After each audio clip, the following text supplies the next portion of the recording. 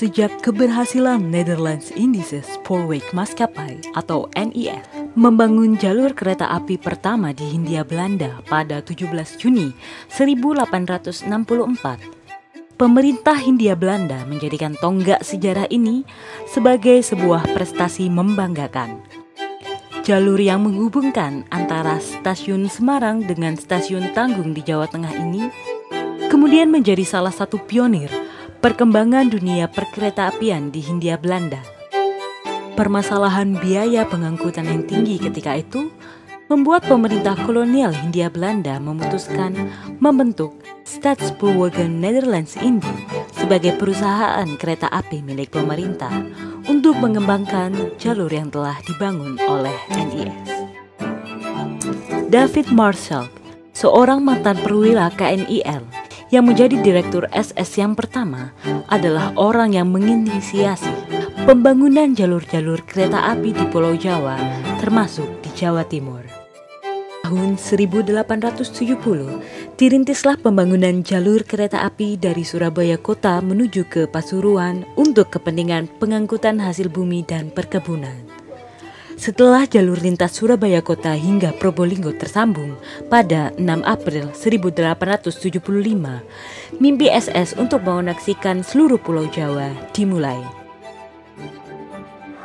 Di era kolonial, jalur kereta api Surabaya Kalisat Panarukan menjadi salah satu jalur infrastruktur yang memiliki kelebihan dalam konteks ekonomi. Kita tahu bahwasanya setelah tanam paksa selesai, maka irigasi dilakukan. Pembukaan wilayah-wilayah yang masih belum tergarap menjadi salah satu garapan yang dilakukan oleh pemerintah kolonial. Oleh karena itu, ketika jalur kereta api ini dibangun untuk kepentingan bagaimana alur barang dan jasa itu bisa berjalan dengan baik. Kita tahu bahwasanya di wilayah tersebut ada teh, ada kopi, kemudian ada gula, yang itu menjadi komoditi yang luar biasa untuk bisa dibawa dari pedalaman menggunakan jalur infrastruktur kereta api dengan cepat, kemudian bisa terangkut ke pelabuhan-pelabuhan dan kemudian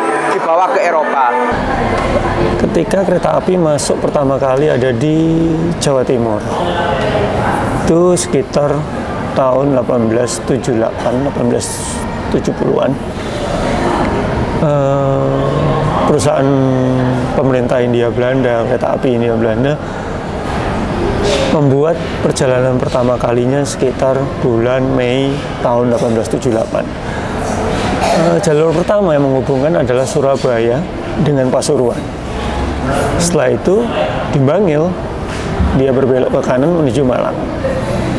Setelah itu sekitar 1878 ke atas mulailah perusahaan kereta api pemerintah Hindia Belanda atau Staatspoorwegen itu meluaskan areanya menuju arah timur Jawa Timur.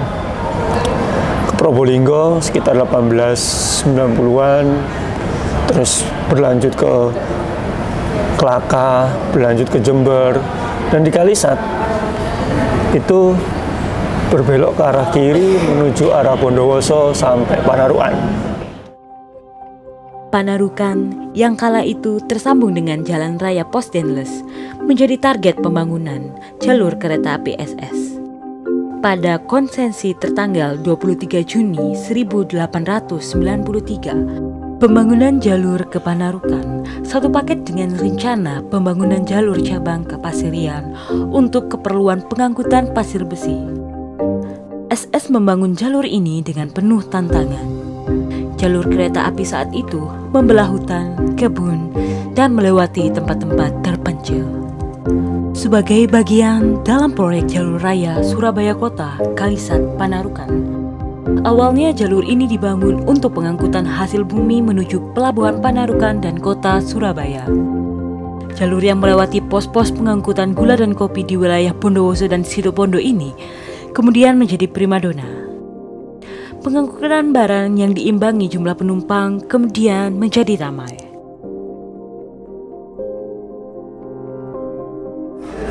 jalur Surabaya, Kalisat, Panarukan, dan begitupun sebaliknya menjadi jalur yang sangat sibuk di saat itu. Oleh karena itu pemerintah kolonial mengatur, memberikan rambu-rambu lalu lintas sehingga alur barang dan jasa bisa semakin efektif.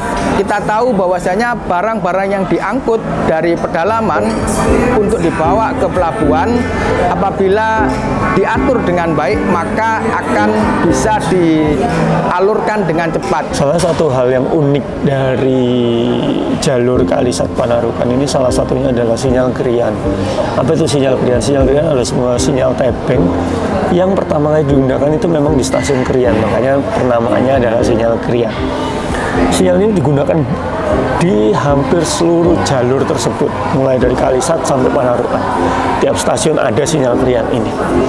Nah, sinyal krian ini bisa bertahan paling lama ada di jalur ini sampai akhir masa jabatan atau masa aktifnya jalur ini. Pada sinyal tebeng krian itu beroperasi dimulai dari sekitar 1900-an dan bertahan sampai sekitar tahun 2004. Pada era agresi militer 1 Belanda di Indonesia pada 23 November 1947, ratusan tawanan di penjara Bondowoso digiring ke stasiun Bondowoso untuk dinaikkan kereta api menuju Surabaya. Tercatat ada 3 gerbong untuk mengangkut tawanan dengan perjalanan selama 16 jam. Dalam buku Sejarah dan Budaya Bondowoso karangan Masyud tahun 2004, saat kereta tiba di stasiun Wonokromo, tak ada satu orang pun yang mampu bertahan hidup di gerbong ketiga di dalam pengapnya gerbong maut tersebut. 46 orang tewas dan menyisakan 12 orang yang selamat dari perjalanan ini. Perjalanan sekitar 16 jam pada saat itu. Jadi mereka di dalam situ itu sudah tidak bisa dapat air, dapat makan apalagi. Akhirnya banyak dari tawanan itu atau tahanan perang itu yang meninggal dunia. Bahkan mereka hanya bergantung pada saat itu sempat hujan di daerah Lumajang mungkin ya. Itu sempat hujan, mereka ada tetesan sedikit di gerbong nomor 3 apa nomor 2 saya lupa. Nah, setelah itu perjalanan lagi sampai di Surabaya, akhirnya gerbong itu dibuka, dibongkar dan sekitar 46 orang dari total 100 itu meninggal dunia.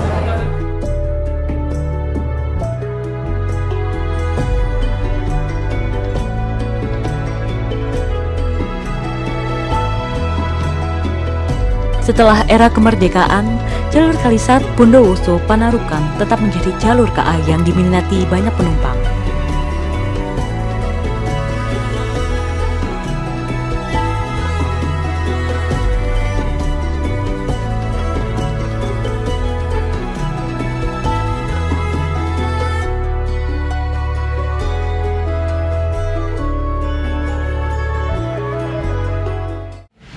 Setelah DKA terbentuk pada 1950, lintas ini juga kembali bergeliat seiring dengan suasana pembangunan kembali Indonesia setelah perang kemerdekaan. Pada tahun 1954, di lintas ini terdapat 9 kereta api penumpang yang melayani antara Panarukan sampai Kalisat, walaupun tidak semuanya sampai ke Kalisat sih. Kalau di sini ada 1, 2, 3, 4. Ada 4 kereta api yang terhitung melayani rute ini secara penuh ya. Sisanya ada yang hanya berhenti hanya sampai Bondowoso atau hanya sampai Situbondo aja. Bahkan ada juga yang cuma Panarukan Situbondo aja. Kemudian untuk angkutan barang di tahun-tahun ini juga kembali bergeliat seiring dengan ekonomi yang mulai membaik. Namun memasuki era 60-an, angkutan barang di lintas ini cukup menurun. Tren yang sama yang dialami oleh tempat lain di Inspeksi 11 Jember.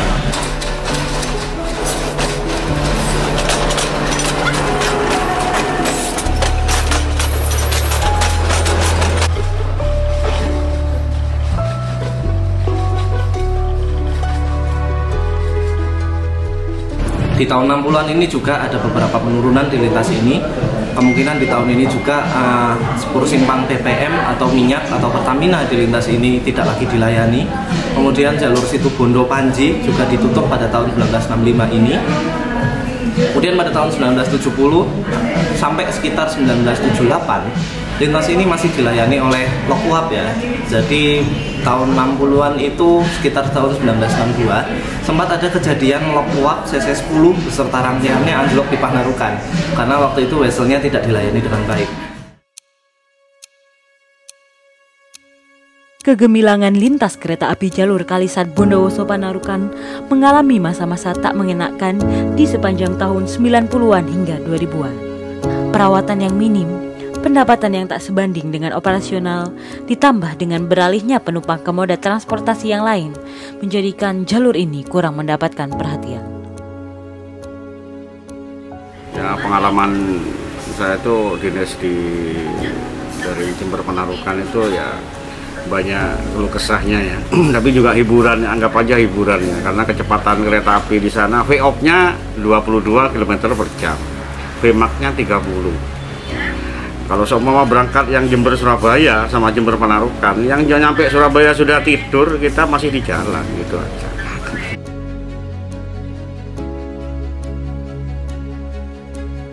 Jika jalur-jalur yang lain mendapatkan paket upgrade lintas, lain halnya dengan jalur Kalisat Panarukan.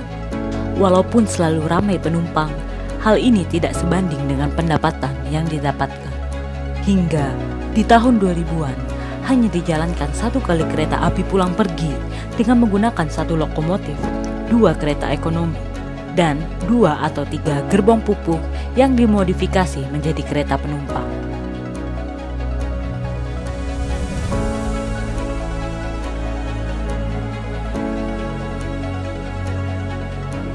Kita itu maksimalkan kecepatannya sekitar 25 ya. Kalau kita berhenti pagi itu licin gitu ya, jadi kecepatan memang harus stabil. Lalu kita juga nggak tahu ya, karena di tikungan ya, jadi teman-teman lah tahu-tahu jalan aja, tahu-tahu lihat ke belakang anjlok gitu ya. Ketika dilihat, ketika berhenti, ternyata naik lagi gitu loh maksudnya. Jalannya yang belakang kalau ada kereta ya nggak pulangnya nggak bisa lewat gitu ya, tunggu perbaikan itu gitu. Kita itu kalau di AW agak berhenti, turunnya masih yang berhenti kita gitu ya, dinego gitu ya. Mau turun mana Pak, sana bayar berapa gitu. Pokoknya deal harga ya turun di satu gitu aja. Kemudian sekitar tahun 1978 juga itu muncul angkutan tembakau krosok atau tembakau bal dari Bondowoso tujuan Semarang. Pada waktu itu tembakau ini digunakan untuk konsumsi dalam negeri, untuk menyuplai salah satu pabrik rokok yang ada di Semarang. Kalau tidak salah namanya pabrik rokok Gentong Gotri. Tambahan KA barang waktu itu hanya KA Pusri sekitar tahun 80-an seiring dengan pembangunan pengantongan pupuk Pusri di Banyuwangi Baru. Kemudian ada lintas Banyuwangi Baru sampai Kabat yang waktu itu dibangun juga. Dibangunlah satu GPP atau gudang persediaan pupuk di Kalibagor yang melayani wilayah Kabupaten Situbondo dan Bondowoso. Waktu itu GPP Kalibagor ini juga disuplai oleh kereta, tapi keretanya tidak berhenti di Kalibagor. Keretanya maju sampai Situbondo, ngambil kunci wesel, setelah itu mundur, masukkan gerbong ke gudang Pusrinya.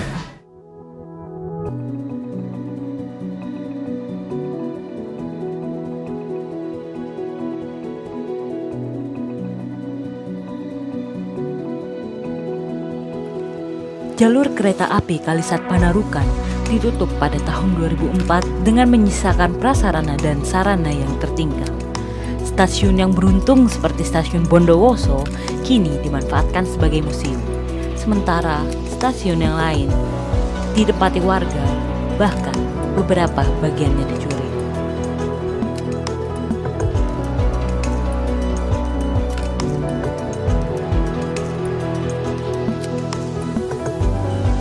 Bekas kejayaan jalur ini hingga saat ini masih bisa ditemui. Sebagian besar masih utuh, walaupun banyak pula bagian yang hilang.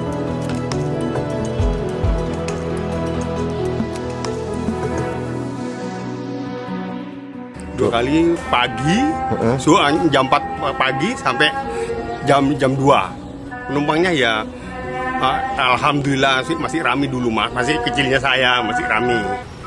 Ya berhenti di tengah jalan itu karena memang di sana itu pengawasannya kurang Pak ya. Ya sinyal aja sekalipun kita melanggar sinyal ya nggak ada masalah kalau dulu, karena memang sinyal keretanya cuma gitu-gitu aja yang lewat.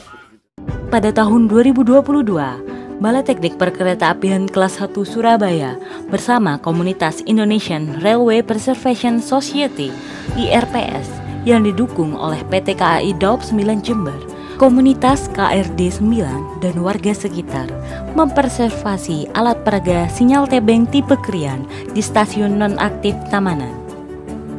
Preservasi ini sebagai langkah awal pelestarian aset perkeretaapian bersejarah di lintas ini. Kita dari IRPS itu bekerja sama dengan dari BTP di Jawa Timur, Balai Teknik Perkeretaapian.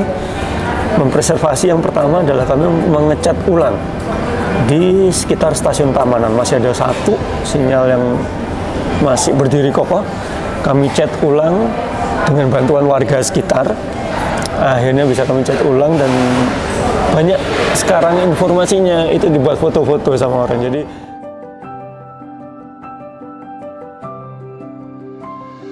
pada tahun 2023, salah satu alat peraga sinyal tebeng tipe Krian di stasiun Prejekan pihak Widuri yang kondisinya memprihatinkan berhasil diselamatkan oleh Balai Teknik Perkeretaapian Kelas 1 Surabaya bersama komunitas IRPS menuju ke stasiun Krian di Sidoarjo.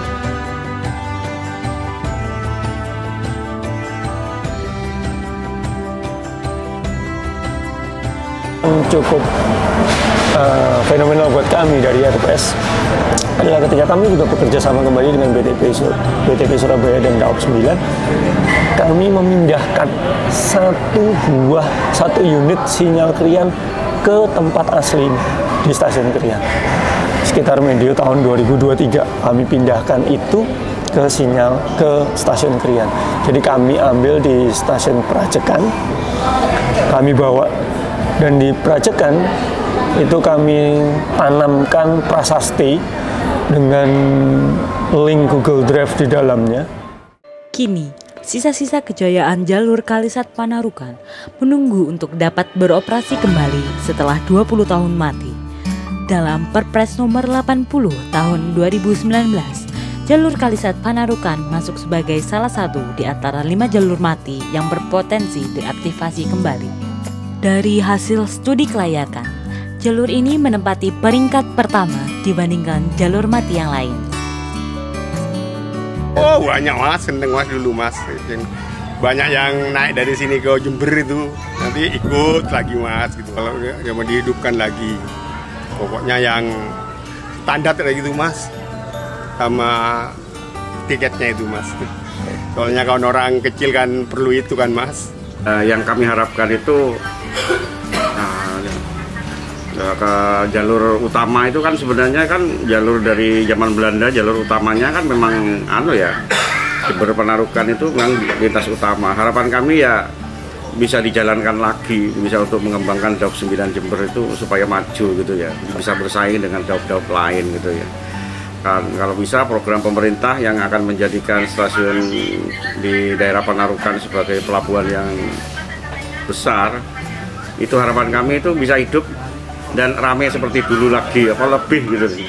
Pengaktifan kembali jalur Surabaya Kalisat Panarukan demi percepatan pembangunan sesuai dengan Perpres 80 tahun 2019 menjadi salah satu penguat bagaimana ekonomi di Jawa Timur, terutama di Pulau Jawa, menjadi salah satu kekuatan yang kedepannya akan bisa membuat ekonomi semakin berkembang dan semakin maju.